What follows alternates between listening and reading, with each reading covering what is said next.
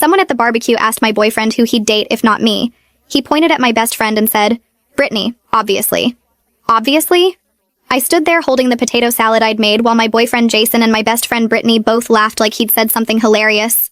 We were at our friend Tom's annual summer barbecue with about 30 people, and Jason had just announced to everyone playing the stupid drinking game that he'd pick my best friend if I didn't exist.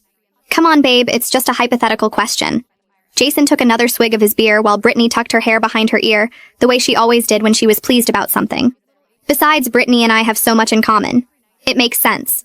No offense, babe, but she doesn't nag about video games or get stressed about work stuff. Brittany giggled and touched his arm. Stop it, you're making me blush. She was loving this attention in front of everyone. But yeah, we do vibe really well.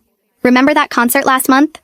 The concert I couldn't attend because I was working overtime to afford Jason's birthday present. You two went to a concert together? I asked, and several people looked surprised. Jason rolled his eyes. You were busy like always. Brittany stepped up. That's what friends do. We should tell her about the other thing, Brittany said, then covered her mouth like she'd revealed a secret. What other thing? I set down the potato salad because my hands were shaking. Jason waved his hand dismissive. Brittany's been helping me apartment hunt. You know, for when we move in together. We'd never discussed moving in together. We're moving in together? Jason laughed. Not we. Me and my future roommates. Brittany found this sick 3-bedroom near her place. Near her place.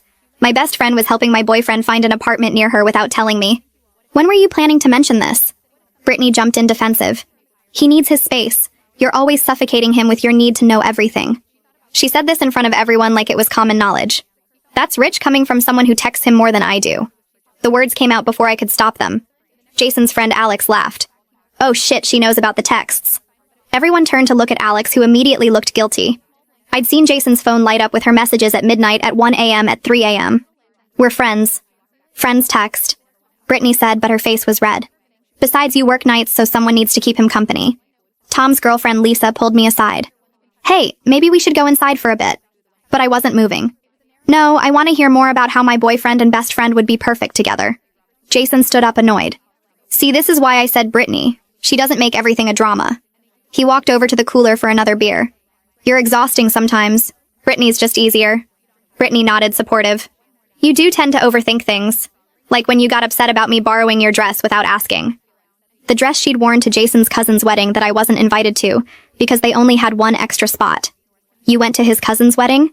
People were really uncomfortable now, but Jason and Brittany seemed oblivious. You were working. Again. Someone had to be my +1. Jason said like this was reasonable. Brittany looked amazing in that dress, by the way. Better than when you wore it to your work thing.